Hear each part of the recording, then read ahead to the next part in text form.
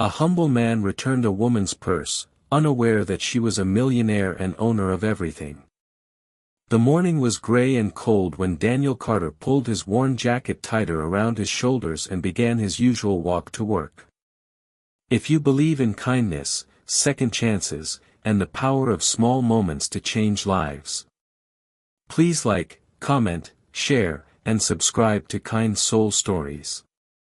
Also tell us in the comments where in the world are you watching from.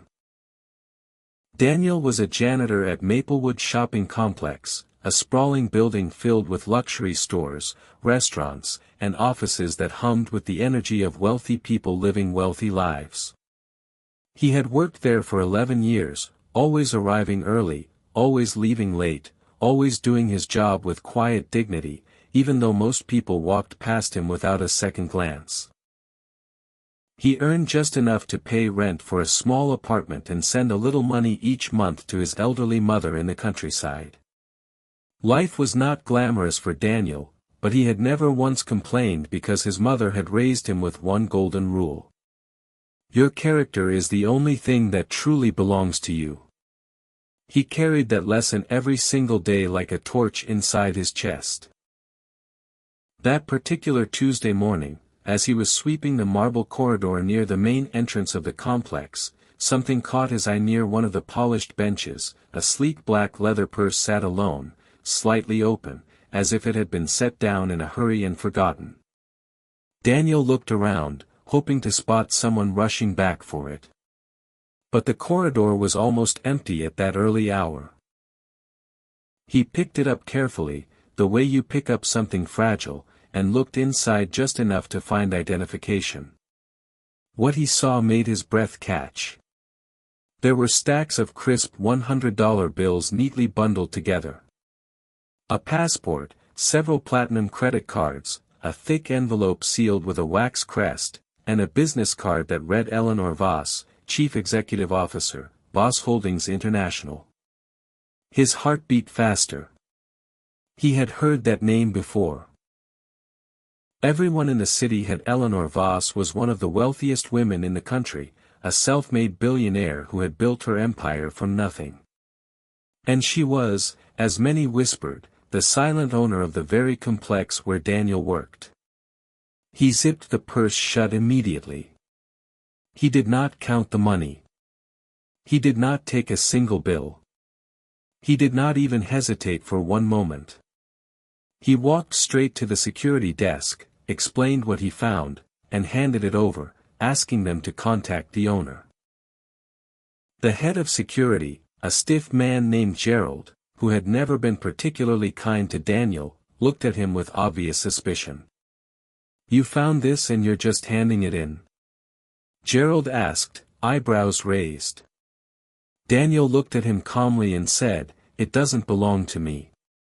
He went back to his work, sweeping floors and polishing railings as he always did, thinking nothing more of it. 3 hours later, a sleek black car pulled up to the entrance, and a tall, sharp-eyed woman in an elegant gray coat stepped out. Eleanor Voss moved through the complex like someone who owned it because she did. She had been in the middle of an important board meeting across town when she realized her purse was missing, and her personal assistant had nearly had a panic attack because the sealed envelope inside contained a critical signed document worth millions. Security met her and explained that a janitor had found and returned the purse untouched. Eleanor asked to meet him. Gerald found Daniel wiping down an escalator railing and told him the owner wanted to speak with him. Daniel straightened his uniform, walked over and stood before Eleanor Voss without any nervousness because he knew he had done nothing wrong. Eleanor looked at him for a long moment, studying him the way someone studies a rare and unexpected thing. "You found my purse this morning," she said. "Yes, ma'am," Daniel replied. "Did you look inside?" "Only enough to find a name and contact, ma'am." "There was a great deal of cash in there," she said, still watching him. "I know," Daniel said simply. "It wasn't mine." Eleanor was quiet for a moment. In her decades of business, she had encountered people who flattered her, people who tried to impress her, people who wanted something from her at every turn. But here was a man who had held a fortune in his hands and put it down without blinking, not for reward, not for recognition, just because it was right. She asked him his name. She asked how long he had worked there. She asked about his life, his background, his education. Daniel answered everything honestly without exaggeration or self-pity. He told her he had some college education but had dropped out when his father got sick to support the family, that he had worked at the complex for 11 years. That he liked his job because it kept things clean and order mattered to him. Eleanor reached into her purse, now safely back in her hands, and pulled out one of her business cards. She wrote a number on the back and handed it to him. "Call this number tomorrow morning," she said. "Ask for my personal office manager, Linda. Tell her Eleanor sent you." Daniel looked at the card, then at her. "What is this for, ma'am?" Eleanor almost smiled.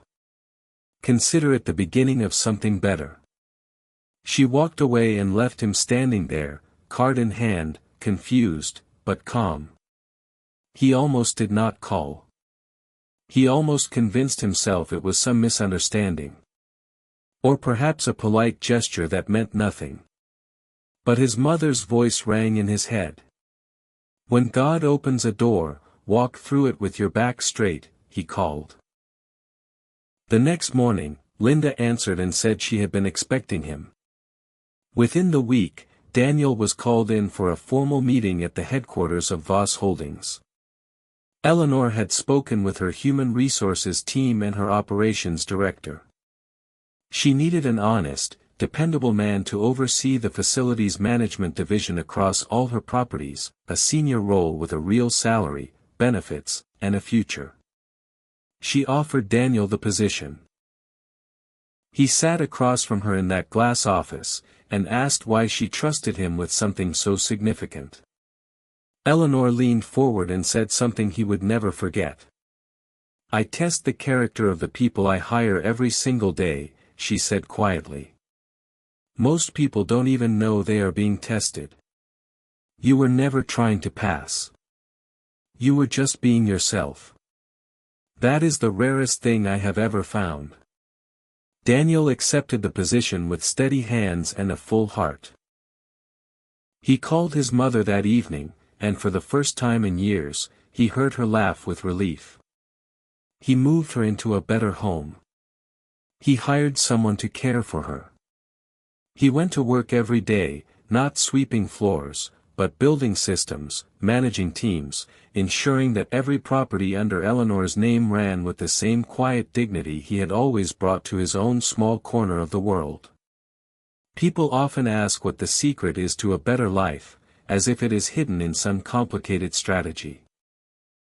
But Daniel's story whispers the oldest truth. There is. Be honest when no one is watching.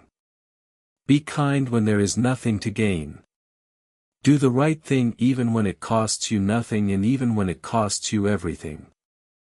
Because the universe has a long and careful memory and goodness always finds its way back home. If this story touched your heart and reminded you that integrity is its own reward, please show your love and support by liking, sharing, and subscribing to Kind Soul Stories, Kindness True Stories, where every story is a reminder that the world still has good people in it, and that one act of honesty can change your life forever. Thank you for being here.